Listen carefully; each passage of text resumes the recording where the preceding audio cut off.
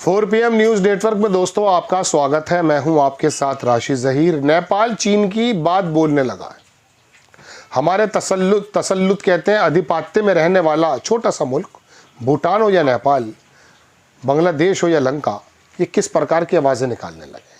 लेकिन इसकी कूटनीति देखिए। जो नेपाली वहाँ से भेजे गए अमेरिका से, वो हमारी तरह बेइज्जत करके नहीं भेजे गए, हाथों में हथकड़ी और पैरों में बेड़ियाँ डालकर नहीं भेजे गए। एक सैन्य विमान में एक ही टॉयलेट था और कई से लोग थे, घिसट घिसट के जा रहे थे। ऐसी बेइज्जती नहीं की है। आकर के रोना जो रोया है वो अप्रवासी भारतीयों ने बता दिया।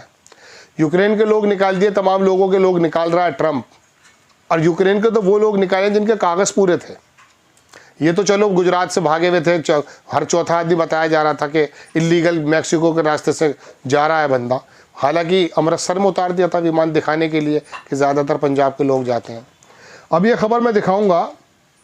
एक जो है जर्नलिस्ट हैं, उन्होंने उसको लिखा कि पता है आपको, डोनाल्ड ट्रंप ने नेपाल के अवैध अप्रवासियों को बिना हाथों में हथकड़ी और पैरों में जंजीर लगाए चार्टर्ड विमान से काठमांडू भेजा है। तस्वीर भी देखेंगे आप। गिरिफॉन एयर का गल्फ स्ट्रीम विमान बुधवार को अल्बानिया साउथ हैम्पशायर होते हुए पहुंचा। कहाँ पर? ये जो त्रिभुवन इंटरनेशनल है, शायद त्रिभुवन वही नेता थे इनके। छोटा सा वीडियो देखें आप।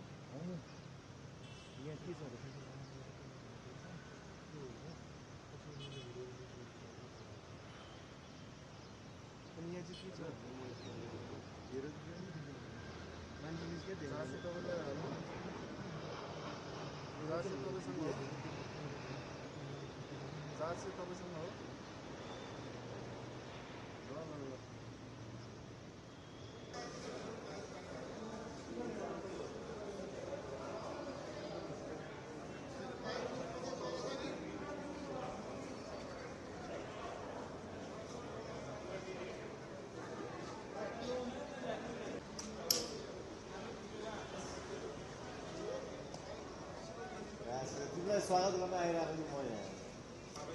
अब यहाँ हिमाल खोल मास लगाएर चाहिँ आवाज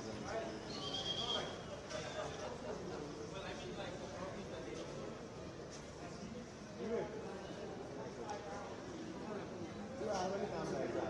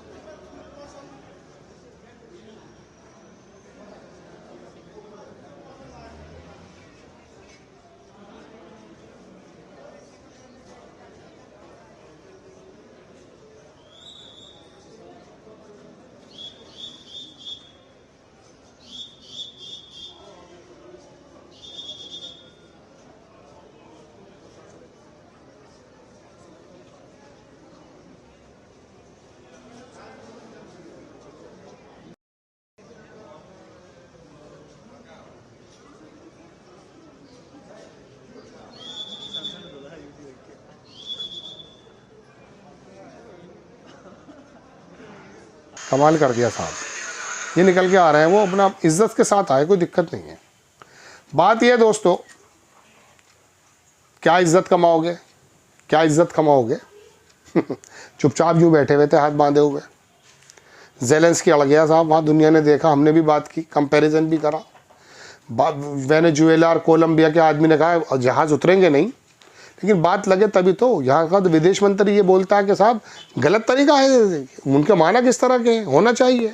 खट्टर साहब कह रहे हैं वो गए क्यों थे गलत तरीके से, बिल्कुल गए गलत तरीके से, गए थे गलत थे। लेकिन यूक्रेन के तो सीधे सीधे आदमी भेज दिए, उस आदमी ने, सारे कागजात मजबूत थे। तुम्हारे यहाँ इतनी भुखमरी हो है क्यों? इतनी बेरोजगारी है क्यों कि इजराइल की लड़ाइयों में जा रहे हैं हमारे उत्तर प्रदेश के जवान, और योगी आदित्यनाथ कह रहे हैं कि वहाँ का जा रहा है मजदूर, राज जा रहा है यहाँ का, और भी भेजेंगे। अरे तुमने तो कहा था मेक इन इंडिया बनाएंगे, डिजिटल इंडिया बनाएंगे, यहीं कारोबार मिल जाएगा, 2 करोड़ नौकरियाँ दे देंगे। कहाँ है वो नौकरियाँ? अगर यहाँ अपना घर छोड़कर जाता कौन है बताइए, अपना देश छोड़कर जाता कौन है? जब स्थितियाँ खराब हो जाती हैं, जब चित्रकूट में फूलचंद जायसवाल को फांसी लगानी पड़ जाती है आपके पुलिस प्रशासन की वजह से, तो यहाँ दरअसल दोस्तों बात यह है कि नेपाल एक छोटा सा मुल्क, चूँकि चीन की ये बात करने लगा है आजकल, चीन का तो कोई आदमी नहीं भेजा इसने अभी तक। वजह उसकी ये है कि 90 में हमारे साथ खड़ा चीन, आज चीन बड़ी ज़बरदस्त ताकत है, खुद हमारे विदेश मंत्री कह रहे हैं। लेकिन नेपाल की क्या ताकत थी? नेपाल का जो इल्लीगल अप्रवासी है वो तो बेहतरीन विमान में शान से होता हुआ आया। हमारे वालों की हालत कितनी ख़राब थी। ये जताता है कि देश कितने मजबूत हाथों में। थोड़े दिनों पहले जब प्रधानमंत्री मोदी जी नहीं थे तो ये कहा करते थे ना कि रुपया जब गिरता है तो देश की इज्जत गिरती है, और चीन को लाल आँख दिखानी चाहिए और पीली दिखानी चाहिए। कोई आँख नहीं दिखाई जा रही है। वो टैरिफ लगा रहा है हमारे ऊपर 100%। हम एलन मस्क की गाड़ियों के सारा टैरिफ वो ख़त्म किए दे रहे हैं। इससे ज़्यादा नतमस्तक कैसे हो जाएंगे आप? होना नहीं चाहिए। 140 करोड़ लोगों की मार्केट है हमारा देश। ये बात दीगर है कि ताज़ा खबरों के मुताबिक 100 करोड़ लोग ऐसे हैं जो ख़रीदारी करने के लिए लायक ही नहीं है। 8,000, 4,000, 5,000 में गुजारा करते हैं। चावल अगर बंद कर दोगे तो भूखे मर जाएंगे बेचारे। बताया तो ये गया था 10 बरस पहले कि बड़ा मजबूत कर देंगे, गुजरात बना देंगे। गुजरात तो पहले भी बेहतर था, लेकिन आज भी इतना बेहतर नहीं हो पाया आपके 11 साल होने के बावजूद भी। अभी आया एक डाटा, मैंने परसों रिपोर्ट बनाई थी, आप में से बहुत कम लोगों ने देखी कि वो जो तमाम जो सुविधाएं होती हैं उसके मानकों पे गुजरात कहाँ ठहरता है। वहाँ पर तमिलनाडु और केरल ही आगे आता है। नेपाल पर आना चाहता हूँ दोस्तों कि नेपाल ने भी और भूटान ने भी जिस प्रकार से अगली बगली बदली है पिछले कुछ समय से, यह मोदी जी के कार्यकाल से, हमसे पूछकर सांस लिया करते थे ये लोग। और भूटान ये कह रहा कि नहीं साहब, चीन जो है स्टेक होल्डर है। 73 या 93 दिन तक हमारे सिपाही, हमारे जवान चीन की आंखों में आंखें डालकर वहाँ बॉर्डर की सहायता वो करते रहे, हिफाजत। भूटान जानते हैं क्या चीज़ है? भूटान का जो रास्ता है, भूटान पे अगर चीन आ जाता है तो चिकन नेक आपने सुना होगा, मैं कई बार बारहा बता चुका, लेकिन मन में आ गई तो मैं बता देता हूँ। हमारी 7 सिस्टर्स, जिसमें अरुणाचल प्रदेश, मणिपुर, त्रिपुरा, ये सब चीज़ें जो है ना 7 सिस्टर्स कहा जाता है। भारत को इनसे जोड़ने के लिए जो पथरीली एक बहुत बारीक रास्ता है, 27 किलोमीटर का गालिबन चौड़ाई है, कुछ इस तरह से, उसे चिकन नेक कहते हैं। वो अगर ईश्वर न करे कभी कट गई तो हमारा पूरी 7 सिस्टर से ताल्लुक़ ख़त्म हो जाता है। वहाँ है भूटान। भूटान पर इसलिए हमारी मौजूदगी ज़रूरी है कि हम अपनी उसमें चिकन जो नेक है, सिलीगुड़ी कॉरिडोर कहते हैं उसको, उसकी हिफाजत ज़रूरी है हमारे लिए। उस भूटान से चीन ने ये कहा कि जो तेरे कब्ज़े वाले एरिया जो मैंने ले रखे हैं वो मैं छोड़ रहा हूँ, और जो भूटान यानी भारत चिकन नेक की तरफ के जो तरफ तेरा एरिया, वो एरिया मुझे दे दे तू। उस पर राज़ी हो गया भूटान। इसीलिए हम भूटान के ऊपर जो है तमाम तसल्लुत रखते थे, उसकी हिफाजत करते थे, पुलिस भेजते थे, आर्मी भेजते थे। आज वो लिख रहा है कि साहब चीन जो है वो स्टेक होल्डर है। पहले कहता था अब दोनों का मामला है, भारत भूटान का, अब चीन को भी शामिल कर लिया है। वो पूरी तरह से उसके मुआहदे बनते जा रहे हैं। आपको खबर है या इसी बात में लगे हुए हो कि किसी मुसलमान ने क्या कर दिया है? बस इसी बात पे लगे हुए। कोई चीज़ पर जो है नज़र टिकती नहीं है, कोई फेलियर नज़र नहीं आता है।